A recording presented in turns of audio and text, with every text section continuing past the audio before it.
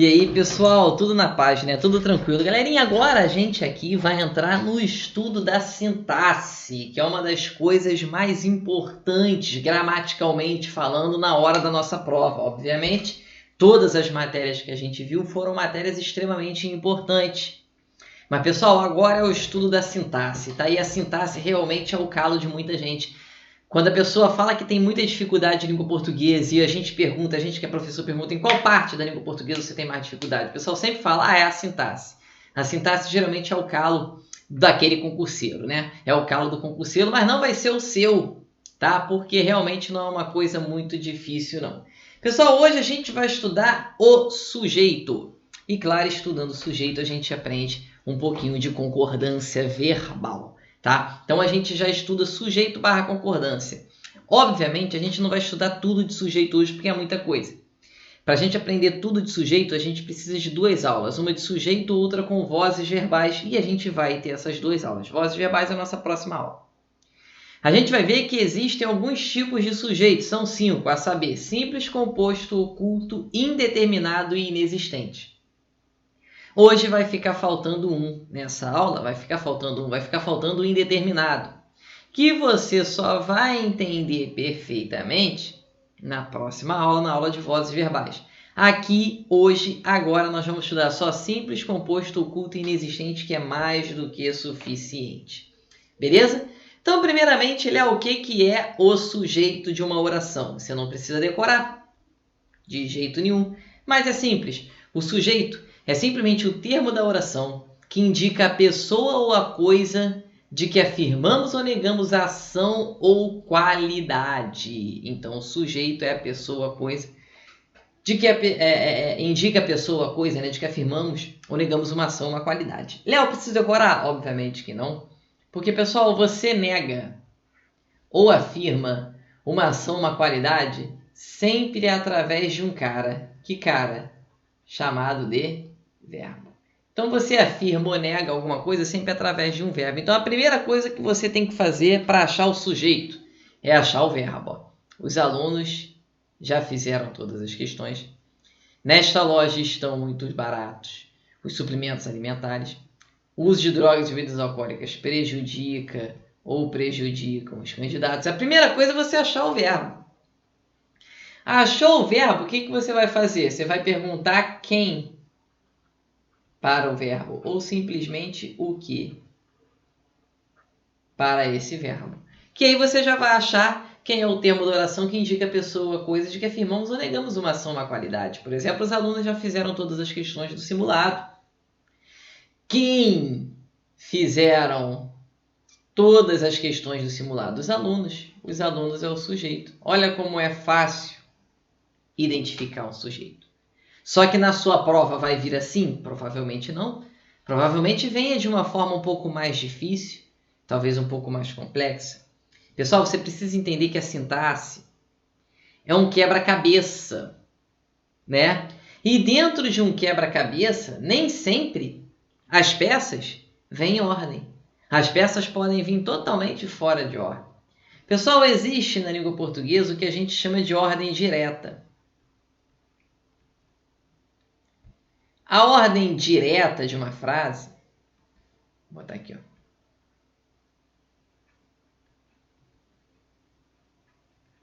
A ordem direta de uma frase nada mais é que sujeito, depois do sujeito o verbo, depois do verbo os complementos desse verbo, a gente vai estudar tudo isso.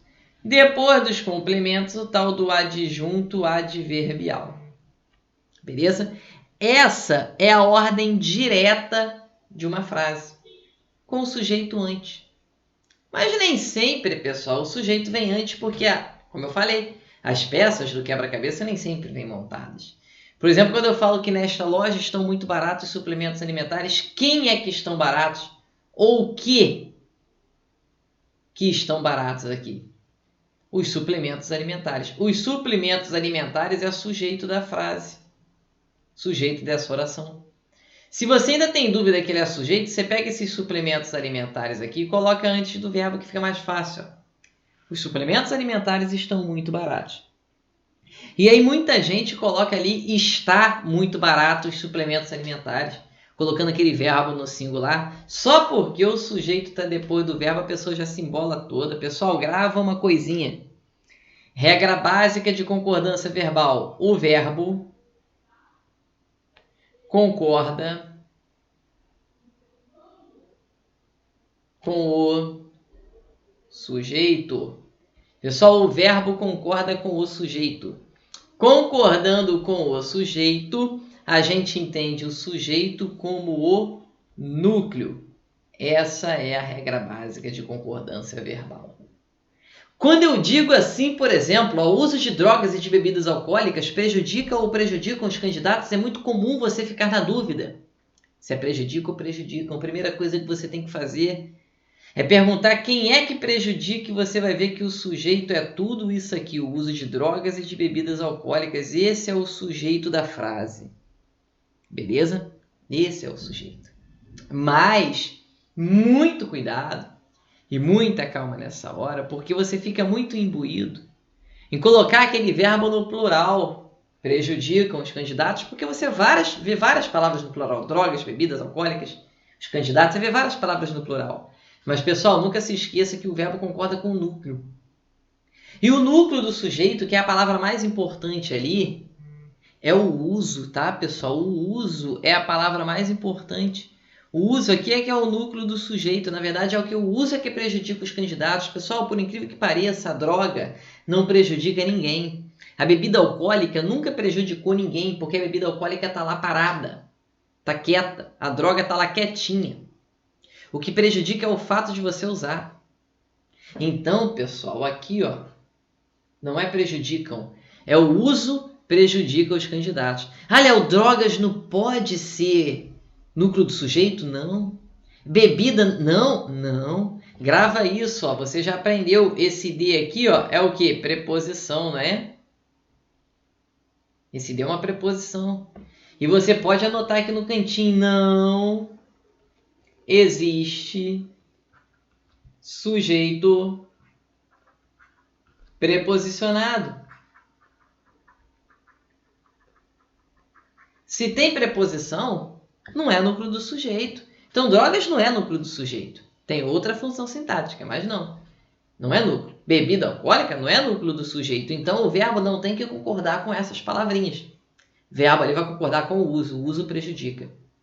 Então, pessoal, é exatamente essa pegadinha que a prova vai fazer com você. Ela vai colocar o núcleo do sujeito no singular. Entre o núcleo do sujeito e o verbo, várias palavras no plural, fazendo com que você coloque erradamente o verbo no plural. Não importa se ali há várias palavras no plural. Não importa. Se tem drogas, bebidas, alcoólicas, não importa. O uso, que é o núcleo do sujeito, está no singular. Então tem que estar no singular. Igual o outro exemplo ali, ó. O salário dos funcionários daquelas indústrias estrangeiras sofreu ou sofreram reajustes. É normal você ficar em dúvida aqui. Normal. Mas, pessoal, olha aqui, ó. Quem é que sofreu reajuste? Não foram os funcionários. Está com preposição, ó. 2, né? D mais 2. Não pode. Não foram os funcionários que sofreram reajuste. Foi o salário.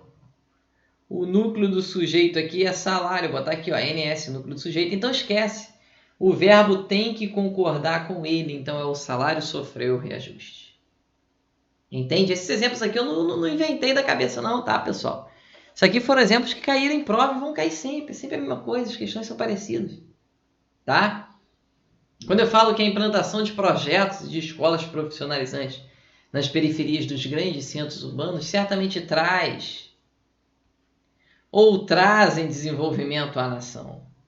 E aí, pessoal, olha só que sujeito gigantesco. O sujeito é tudo isso aqui. E, cara, você tem projetos, você tem escolas, você tem periferias, tudo no plural. Então, é normal que você fique muito imbuído. Na verdade, o sujeito não pega certamente não, tá? É até aqui. Fique muito imbuído em colocar o verbo no plural. Mas não, tá? O núcleo do sujeito aqui é a implantação.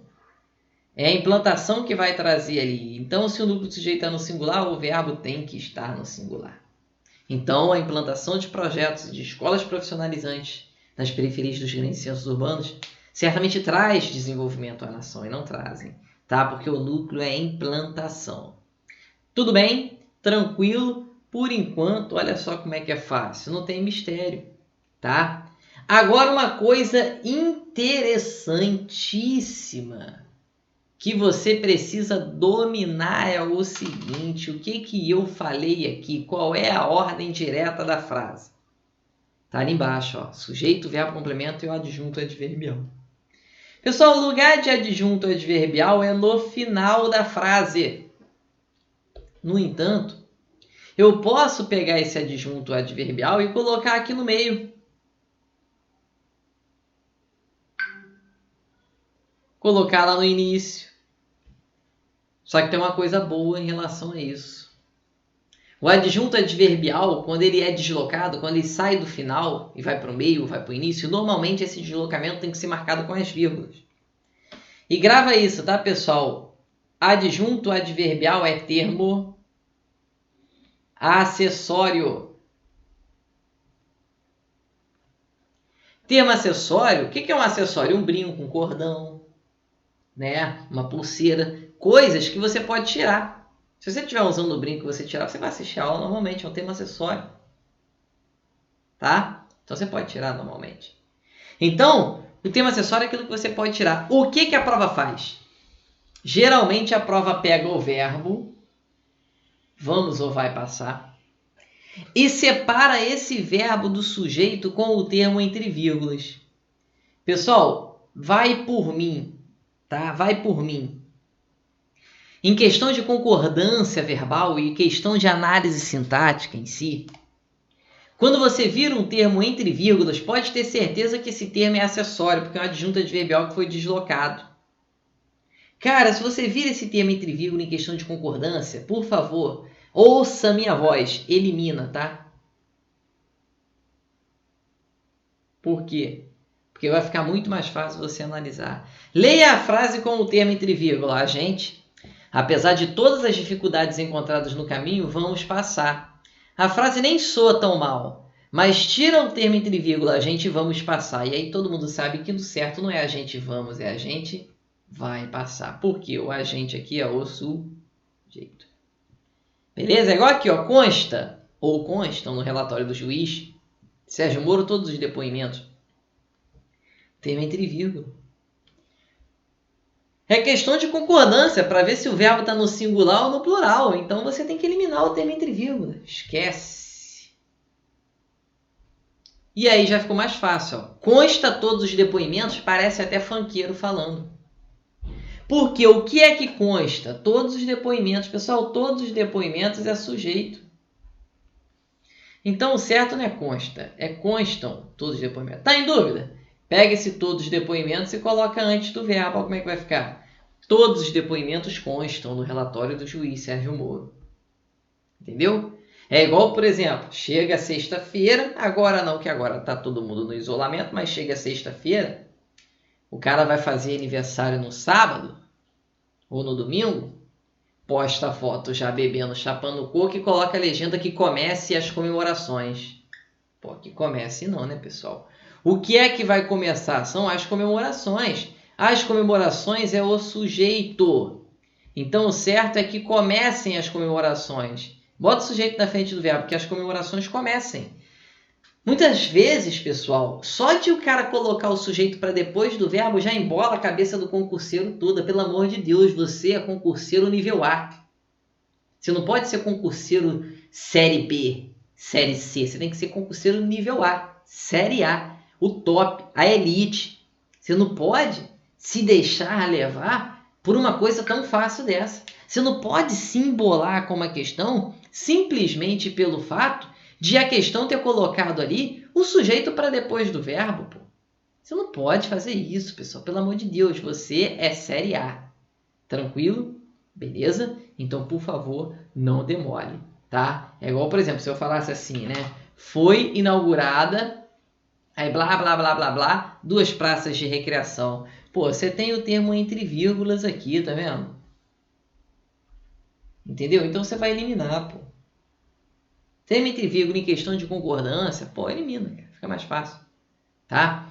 E aí, olha só como é que ficou. Foi inauguradas 2 praças. Pelo amor de Deus, você a essa altura do campeonato não pode falar isso. Nem falar quem dirá escrever, né, numa prova. Foram inauguradas 2 praças de recreação, porque 2 praças de recreação é que foram inauguradas. 2 praças é o nosso lindo sujeito, né? Núcleo praças. Praças foram inauguradas. Se tu vai falar praças foi inaugurada, né? Que coisa feia. Pelo amor de Deus. Vida que segue. Agora a gente vai falar dos tipos de sujeito. Pessoal, a gente vai falar dos tipos de sujeito, mas não se engane, tá? O principal é você identificar qual é o sujeito.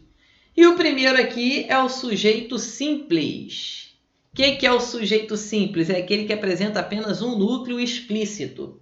Um núcleo que você está vendo. Pessoal, se você achar o núcleo do sujeito, seja qual palavra for, o sujeito é simples se tiver apenas um núcleo. Pode ser qualquer palavra. Qualquer palavra. Se for um núcleo, é sujeito simples. Ok? Não vou me estender tanto no sujeito simples, por quê? Porque eles estão aqui. Beleza? Ó, alunos é o núcleo do primeiro exemplo. Suplementos é o núcleo do segundo exemplo. Um núcleo só, então é simples. Uso, sujeito simples. Salário é o núcleo ali, sujeito simples. Implantação. Gente, beleza? Depoimentos ali no outro exemplo. Comemorações e praças. Esses são os núcleos do sujeito, então é muito fácil. São sujeitos simples. Alguém escondeu as canetas. Quem escondeu as canetas? Alguém. Muita gente marca esse aqui como sujeito indeterminado, porque a palavra é alguém, pronome indefinido. Não! Se é o núcleo, é sujeito simples, tá, pessoal? Sujeito simples. Ninguém veio aqui hoje. Quem veio aqui hoje? Ninguém, sujeito simples. Tranquilo? Se tem um núcleo explícito, pronto, sujeito é simples, acabou. Tudo me é lícito. Pessoal, o que me é lícito? Tudo. Tudo é o sujeito, vou botar SS, tá? Sujeito simples. Mas nem tudo me convém. E o que me convém? Tudo. Sujeito simples. Acabou. Eles já fizeram as questões de raciocínio lógico, essa é muito fácil, né? Sujeito eles, né? Simples também, porque tem apenas um núcleo. Existem poucas pessoas no local do acidente. Pessoal, quem é que existem? Poucas pessoas. Qual é o núcleo? Pessoas. Sujeito simples. Então não tem mistério. Ah, Léo, cai na prova para eu classificar o sujeito? Tipo de sujeito? Não. Por isso que eu estou falando rapidinho, tá? Ele cai para você identificar o sujeito. Agora, saber que tipo de sujeito é? Não, isso não. Beleza? Vamos lá para o sujeito composto. Se o sujeito simples ele tem apenas um núcleo explícito, o sujeito composto é aquele que tem mais de um núcleo. Claro, explícito. Céu e terra passarão. Quem passarão? Céu e terra. Céu e terra é o sujeito. Céu e terra. Beleza? Eu posso colocar o sujeito depois do verbo, mesmo que seja composto. Passarão céu e terra. Sujeito composto, porque o núcleo é céu e terra. Só que, pessoal, aí é uma regrinha, uma exceção em concordância verbal que diz o seguinte. Quando o sujeito composto ele vier depois do verbo, o verbo pode estar no plural concordando com todos os núcleos, tá? Mas também pode concordar apenas com o núcleo mais próximo, que no caso aqui é céu, tá? Mas vai continuar sendo sujeito composto com núcleo céu e núcleo terra, tá? Beleza? Quando eu falo, por exemplo, vento, chuva, cansaço, desânimo, nada o impediu de estudar. Pessoal, quem o impediu de estudar? Nada. Só que esse nada está resumindo tudo isso. Vento, chuva, cansaço, desânimo. Isso aqui é o sujeito composto. Tá, pessoal? Com tudo isso aqui. Obviamente, a prova não vai te perguntar o que é sujeito composto, né? De jeito nenhum. Se é questão batida em prova, não vai perguntar isso, não. Ela quer saber o que é o sujeito e pronto. Sobretudo nas questões de concordância, né? Então, vida que segue. Vamos falar do sujeito oculto. Sujeito oculto é a coisa mais fácil que tem, só existe uma pegadinha do sujeito oculto para a gente matar e acabou o sujeito oculto. Pessoal, o sujeito oculto ele apresenta um núcleo implícito, um núcleo elíptico, um núcleo escondido, um núcleo oculto. Beleza? E aí o sujeito oculto ele tem vários nomes, né? Sujeito oculto, sujeito elíptico, sujeito desinencial. Beleza?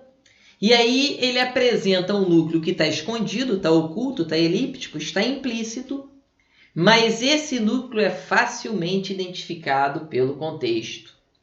Quando eu falo cheguei atrasado, você sabe que sou eu, né? O sujeito ali, eu cheguei atrasado. Mas você está vendo o eu? Não. Não está vendo por quê? Não está vendo porque está oculto, não é verdade? Então, se está oculto, sujeito elíptico. Chegaste atrasado. Você sabe que o referente ali, tu chegaste atrasado. Sujeito oculto. Chegou atrasado quem? Ele. Chegamos atrasados quem? Nós. E chegastes atrasados é quem? Vós. Só existe uma pegadinha aqui que você precisa entender. Fora de um contexto, um verbo na terceira pessoa do plural. O que é o verbo na terceira pessoa do plural? Aquele que tem como referente o eles. Fora de contexto, um verbo na terceira pessoa do plural não forma sujeito oculto. Então, grava que o verbo na terceira pessoa do plural, fora de contexto, não forma sujeito oculto. Por quê? Quando você coloca um verbo na terceira pessoa do plural, como chegaram atrasados, o sujeito é indeterminado, que é o que a gente vai ver na próxima aula, mas de cara você já sabe o sujeito indeterminado aqui, pelo menos uma parte dele. Quando o verbo estiver na terceira pessoa do plural e não tiver ali o determinante dele, surge o sujeito indeterminado. Por exemplo, quando eu falo que roubaram a padaria. Quem é que roubaram a padaria? Não sei. Sujeito indeterminado, eu não consigo determinar quem é esse sujeito. Quando eu falo que deixaram a porta aberta, quem deixaram a porta aberta? Não sei. Quando eu falo que chegaram atrasados, quem chegaram atrasados? Eu não sei, eu não consigo determinar. E aí surge o sujeito indeterminado. Beleza? Tranquilo? Eu não consigo. Repare que o sujeito oculto ele é facilmente identificável pelo contexto. Você sabe quem é. Eu cheguei, tu chegaste, ele chegou, nós chegamos, vós chegastes. Agora, quando eu falo chegaram atrasados, você não consegue determinar. Você não consegue identificar pelo contexto o sujeito. Você sabe que são eles. Mas quem são eles? Não sei. Quando alguém invade a sua casa, você provavelmente não viu. Então, provavelmente você não sabe quem invadiu a sua casa. E aí você fala, invadiram a minha casa. Quem? Não sei, você colocou o sujeito como um sujeito oculto. Oculto não, indeterminado, porque você não consegue determinar quem foi que invadiu a sua casa. Tranquilo, beleza, não tem mistério, é muito fácil. É bem tranquilo isso aqui. Tá legal? Tranquilo? E aí, eles chegaram atrasados, sujeito determinado. Agora, qual é a pegadinha em cima disso? Por enquanto tá muito fácil, né? Pessoal, muito cuidado, que vamos supor que essa frase aqui não fosse só chegaram atrasados. Essa frase aqui estivesse assim, entre aspas, porque ela foi tirada de um texto. Aí vamos supor que o texto falasse dessa forma. O texto fosse esse aqui. Eu vou ditar o texto para vocês. Vamos supor que o texto fosse assim. Eu conheci vários alunos lá no curso. Esses alunos moram em Madureira. Costumam comprar várias coisas ali no Mercadão. Mas na semana passada chegaram atrasados. Opa! Semana passada chegaram atrasados. Essa frase chegaram atrasados sozinho tem um sujeito indeterminado. Mas dentro desse texto que eu falei para vocês, o sujeito não pode ser indeterminado porque você sabe quem é que chegaram atrasados. Foram os alunos. Os alunos daquele curso moram em Madureira. Papapá. Então, quem é que chegaram atrasados? Os alunos. Quando o sujeito de um verbo está determinado em outra oração, em outro período, em outra parte do texto, independente do verbo, o sujeito vai ser oculto, tá? Então, nesse texto que eu criei aqui, o sujeito é oculto. Tudo bem, pessoal? Tranquilo no texto que eu criei. Numa frase solta, fora de contexto, como eu disse ali na observação, por isso que eu deixei bem claro aqui, ó, fora de contexto. Fora do texto, o verbo na terceira pessoa do plural sem o determinante, claro, né? Verbo na terceira pessoa do plural não vai formar sujeito oculto de jeito nenhum. Fora de contexto, é impossível. Tudo bem? Tranquilo? Certinho? Show de bola, né?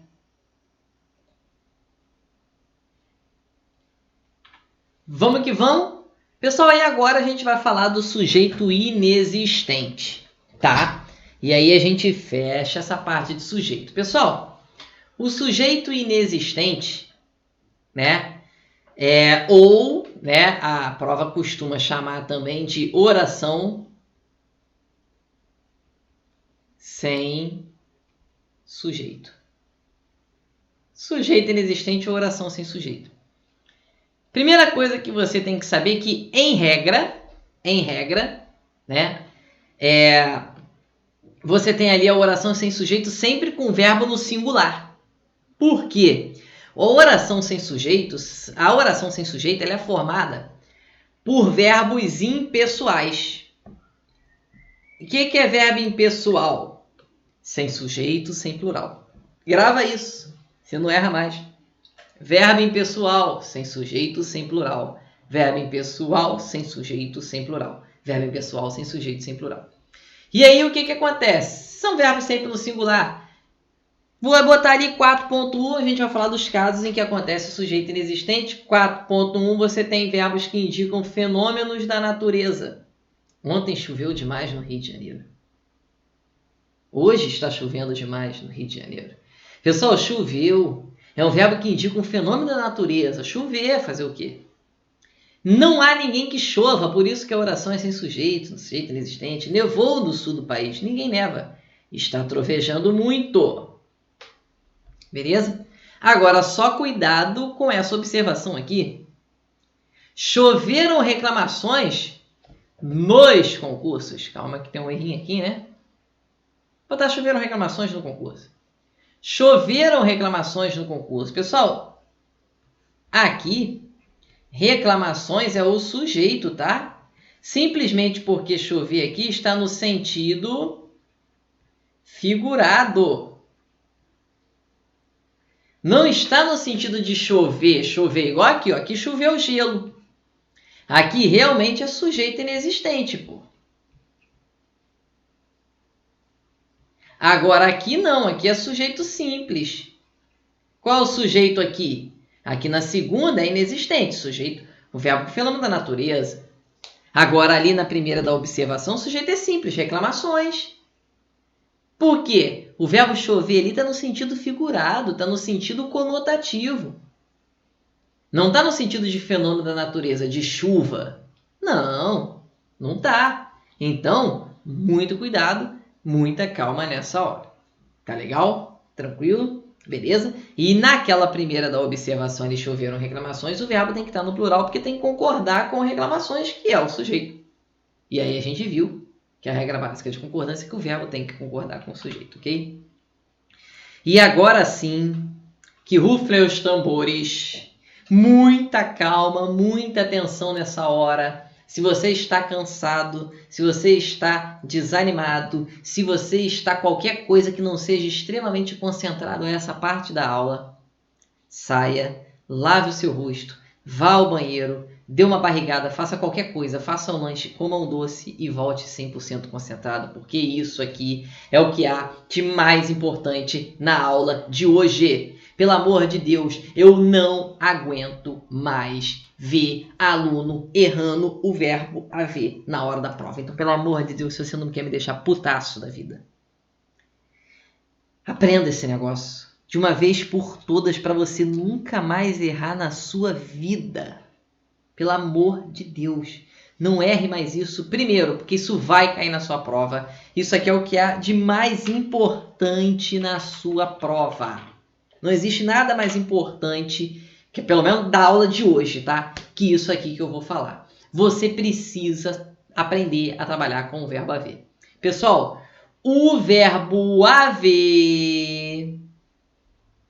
Não aguento mais ver isso. Pelo amor de Deus, se você não quer me decepcionar, não erra mais o verbo haver na prova. Cai direto.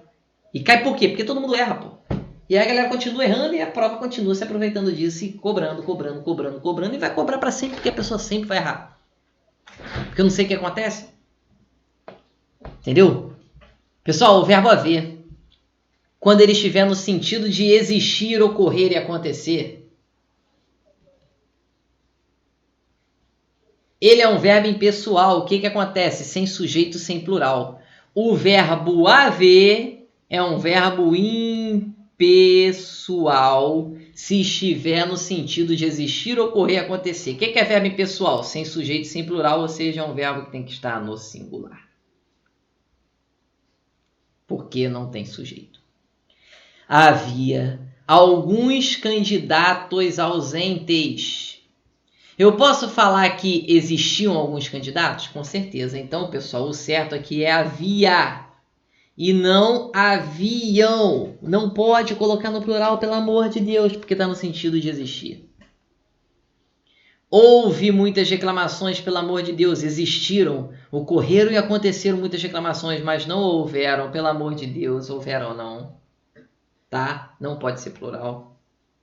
Há vários concursos abertos, pessoal.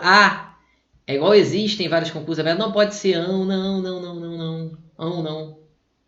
No futuro haverá naves, é singular, não pode ser haverão, pelo amor de Deus. E caso haja dúvidas sobre o cronograma entre contrato e concurso, não pode ser hajam, de jeito nenhum. É o haver no sentido de existir, no sentido de ocorrer, no sentido de acontecer. Agora presta atenção numa coisa que eu vou falar para você nunca mais errar na sua vida. Se você errar, eu vou te dar um pescotapa.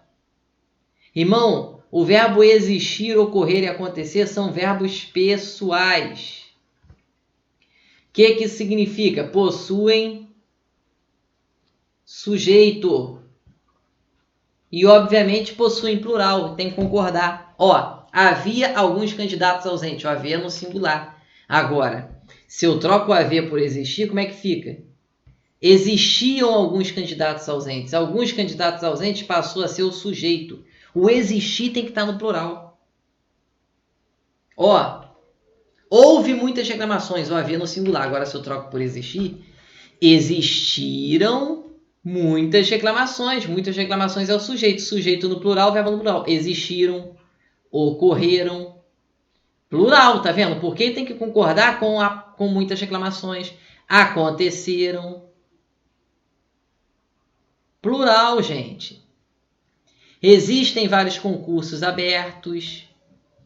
O que existem? Vários concursos abertos. Sujeito.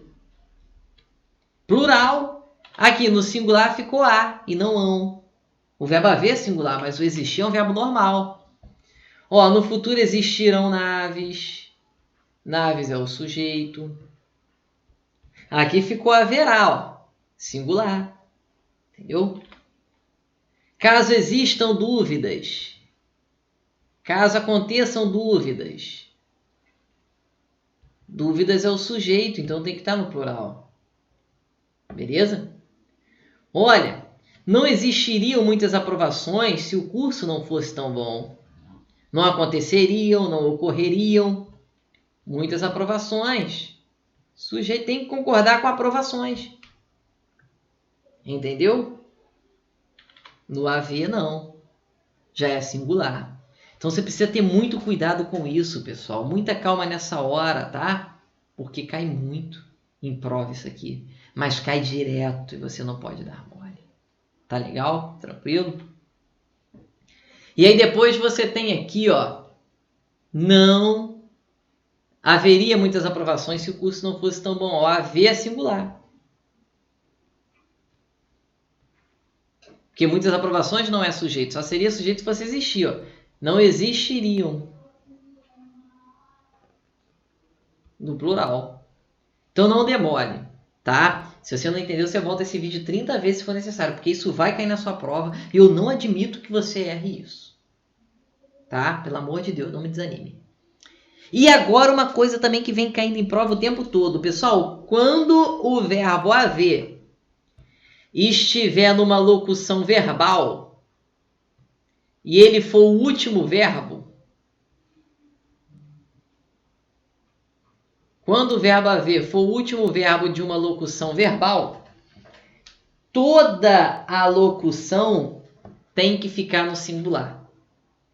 Toda. Então, o certo é deve haver aprovações, pode haver aprovações, costuma haver aprovações, há de haver aprovações, está havendo aprovações.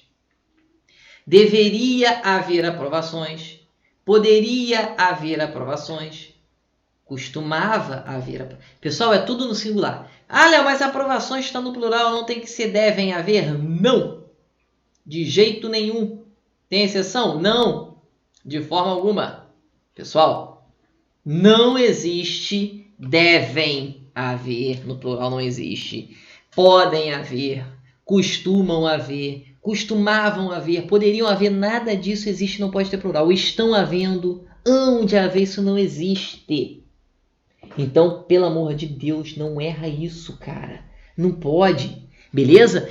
Deve haver, pode haver, deveria haver, poderá haver, devia haver. Sempre no singular. Está havendo, nada de estão havendo. Entendeu? Sempre no singular. Tudo bem? Já se for o verbo existir, aí você pode colocar no plural normalmente. Devem existir aprovações, porque aprovações é o sujeito. Podem existir aprovações, porque aprovações é o sujeito. O verbo existir tem plural normalmente. Costumam existir. Hão de existir, estão existindo, haviam existido aprovações. Tudo é o sujeito. Ah, Léo, porra! O verbo haver ali, ó, haviam existido aprovações, está no plural, meu Deus! Tu errou. Não, errei porra nenhuma não, tá maluco? Pessoal, pelo amor de Deus, também outra coisa que o pessoal erra muito. Nenhum professor na face da Terra, nenhum professor no planeta, no universo, falou para você que o verbo haver não tem plural. O verbo haver, ele tem plural. Ele só não tem plural se ele estiver no sentido de existir. Se ele estiver no sentido de existir, ele não tem plural, não. Mas se ele não estiver no sentido de existir, ele é um verbo normal como outro qualquer. Ali ele não está no sentido de existir. Você vai trocar por existir? Existir um existido? Só se você tiver alguma coisa mesmo na cabeça, né? Porque se você fala existir um existido, irmão, você não vai passar na prova e nem no psicotécnico. Porque é coisa de maluco. O haver tem plural, pessoal. Elas haviam chegado atrasado. Eles haviam falado a verdade. Haviam, normal. Haviam existido aprovações. Tranquilo. Ele só não tem plural se ele estiver no sentido de existir. Aí não tem. Aí não tem jeito. Aí não tem quem faça ele colocar no plural. Não de forma correta. Beleza? Outra coisa que você precisa ficar ligado também, muito ligado, e isso cai em prova. E quando cai, meu amigo, todo mundo erra, ou a maioria, né? Tem muitos carros no estacionamento. Pessoal, quando eu falo tem muitos carros no estacionamento, você pode trocar esse tem por haver, ó. Há muitos carros no estacionamento. Ou por existem, né? Existem muitos carros no estacionamento, ou existem muitos candidatos dedicados. Pessoal, toda vez que você puder usar o verbo haver no lugar do ter, ou o verbo existir, esse verbo ter está incorreto. Pessoal, o verbo ter não pode ser usado no sentido de haver ou existir. Como assim? Quando eu falar tem vários carros no estacionamento. Não.